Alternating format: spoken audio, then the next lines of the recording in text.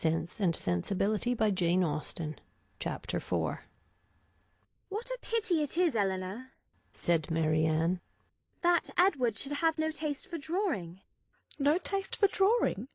replied Elinor. "Why should you think so? He does not draw himself, indeed, but he has great pleasure in seeing the performances of other people, and I assure you he is by no means deficient in natural taste, though he has not had opportunities for improving it. Had he ever been in the way of learning, I think he would have drawn very well. He distrusts his own judgment in such matters so much that he is always unwilling to give his opinion on any picture, but he has an innate propriety and simplicity of taste which in general direct him perfectly right."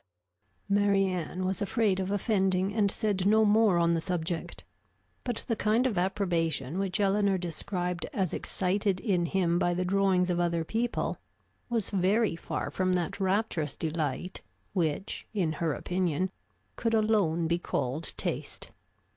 Yet, though smiling within herself at the mistake, she honoured her sister for that blind partiality to Edward which produced it. "I hope, Marianne," continued Elinor, "you do not consider him as deficient in general taste. Indeed, I think I may say that you cannot, for your behaviour to him is perfectly cordial, and if that were your opinion, I am sure you could never be civil to him." Marianne hardly knew what to say. She would not wound the feelings of her sister on any account, and yet to say what she did not believe was impossible. At length she replied, "Do not be offended, Elinor, if my praise of him is not in everything equal to your sense of his merits. I have not had so many opportunities of estimating the minuter propensities of his mind, his inclinations and tastes, as you have, but I have the highest opinion in the world of his goodness and sense. I think him everything that is worthy and amiable." "I am sure," replied Elinor with a smile, "that his dearest friends could not be dissatisfied with such commendation as that. I do not perceive how you could express yourself more warmly." Marianne was rejoiced to find her sister so easily pleased. "Of his sense and goodness," continued Elinor, "no one can, I think, be in doubt who has seen him often enough to engage him in unreserved conversation. The excellence of his understanding and his principles can be concealed only by that shyness which too often keeps him silent. You know enough of him to do justice to his solid worth, but of his minuter propensities, as you call them, you have from peculiar circumstances been kept more ignorant than myself. He and I have been at times thrown a good deal together, while you have been wholly engrossed on the most affectionate principle by my mother. I have seen a great deal of him, have studied his sentiments, and heard his opinion on subjects of literature and taste, and upon the whole I venture to pronounce that his mind is well informed, enjoyment of books exceedingly great, his imagination lively, his observation just and correct, and his taste delicate and pure. His abilities in every respect improve as much upon acquaintance as his manners and person. At first sight his address is certainly not striking, and his person can hardly be called handsome, till the expression of his eyes, which are uncommonly good, and the general sweetness of his countenance is perceived. At present I know him so well that I think him really handsome, or at least almost so. What say you, Marianne?"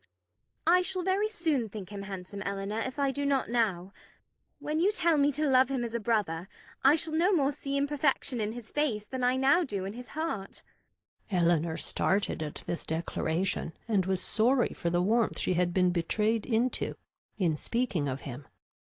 She felt that Edward stood very high in her opinion.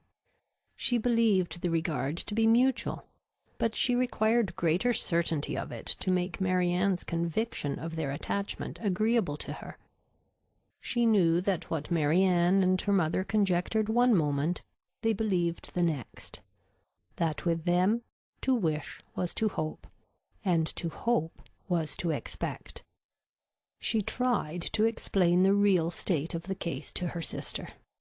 "I do not attempt to deny," said she, "that I think very highly of him, that I greatly esteem, that I like him." Marianne here burst forth with indignation. "Esteem him? Like him? Cold-hearted Elinor! Oh, worse than cold-hearted! Ashamed of being otherwise! Use those words again, and I will leave the room this moment." Elinor could not help laughing. "Excuse me," said she. and be assured that I meant no offence to you by speaking in so quiet a way my own feelings.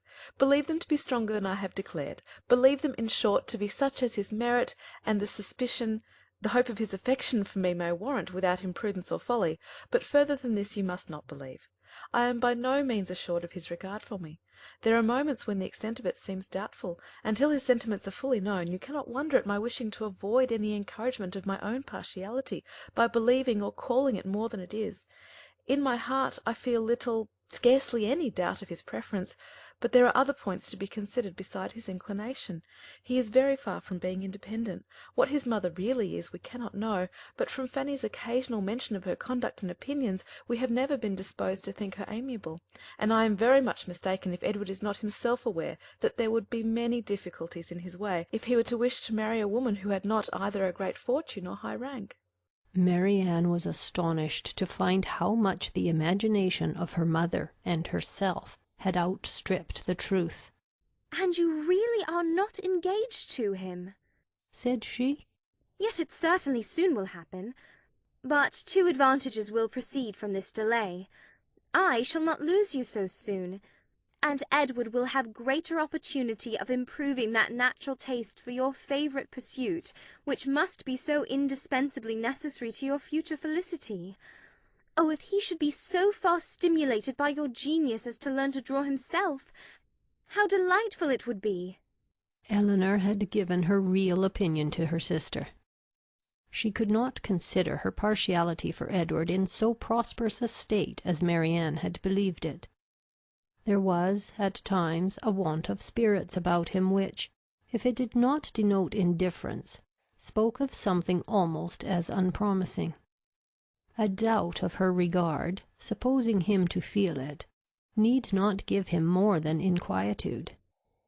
It would not be likely to produce that dejection of mind which frequently attended him. A more reasonable cause might be found in the dependent situation which forbade the indulgence of his affection.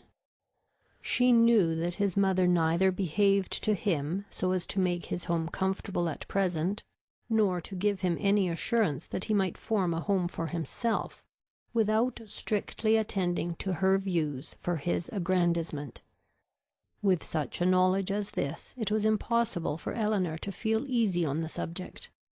She was far from depending on that result of his preference of her, which her mother and sister still considered as certain.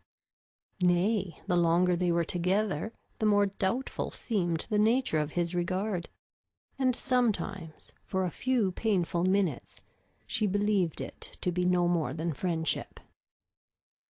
But whatever might really be its limits, it was enough, when perceived by his sister, to make her uneasy, and at the same time, which was still more common, to make her uncivil. She took the first opportunity of affronting her mother-in-law on the occasion, talking to her so expressively of her brother's great expectations, of Mrs. Ferrars's resolution that both her sons should marry well, and of the danger attending any young woman who attempted to draw him in, that Mrs. Dashwood could neither pretend to be unconscious nor endeavour to be calm.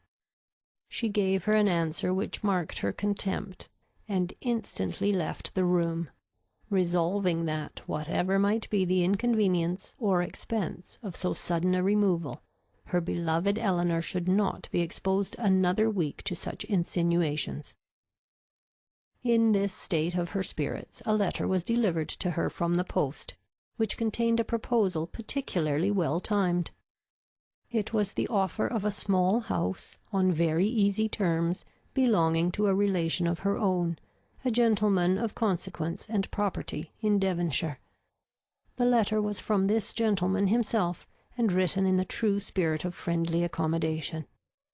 He understood that she was in need of a dwelling, and though the house he now offered her was merely a cottage, he assured her that everything should be done to it which she might think necessary, if the situation pleased her.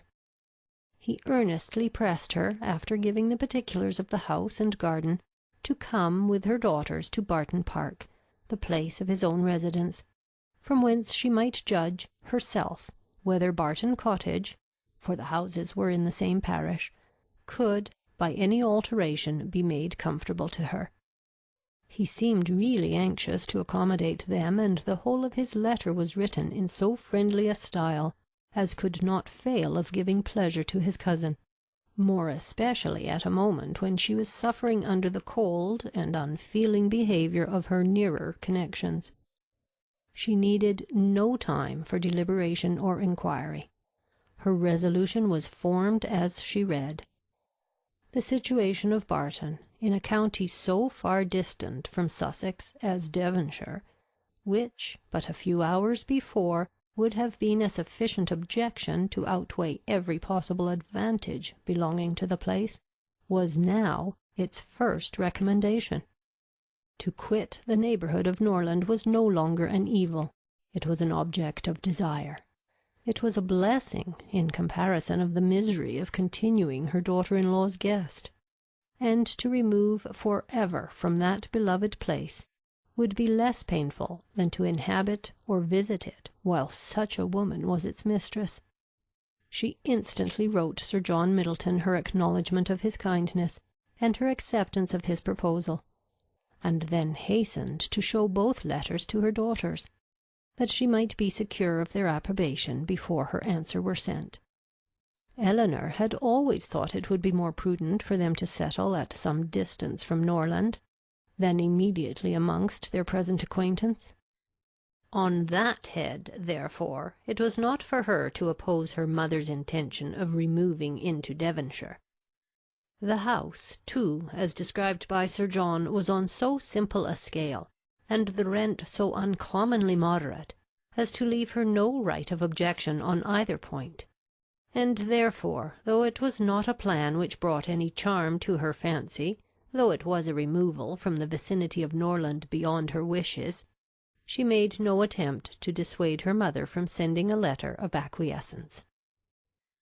Chapter 5